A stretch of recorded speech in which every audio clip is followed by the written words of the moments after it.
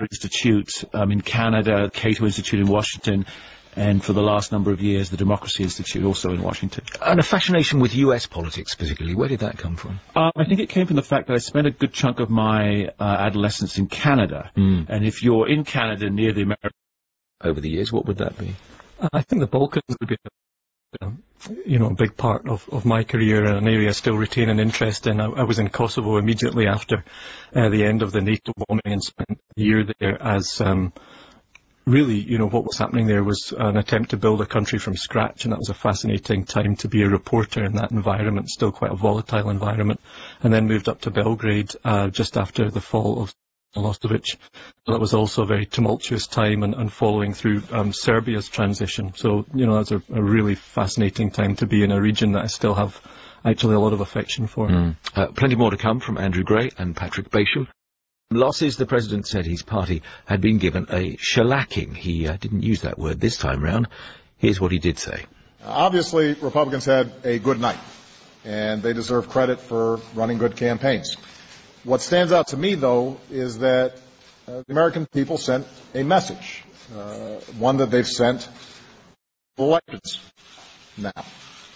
They expect the people they elect to work as hard as they do.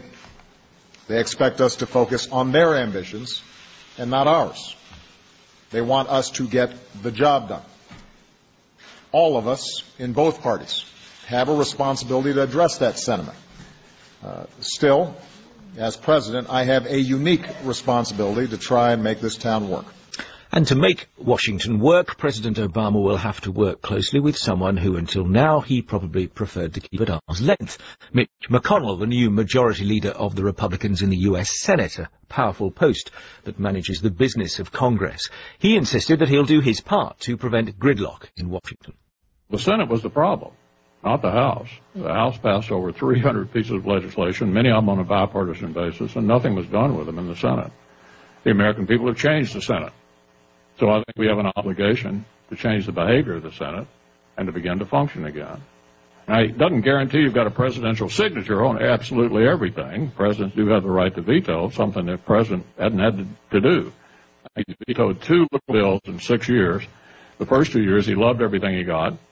In the last 4 years, the current majority made sure he never got anything. She's not your typical candidate. Conservative Joni Ernst. Mom, firm. Lieutenant Colonel who carries more than just lipstick in her purse. Joni Ernst will take aim at wasteful spending, and once she sets her sights on Obamacare, Joni's gonna unload. I'm Joni Ernst, and I approve this message. And it worked. Patrick, look back on the significance of all this.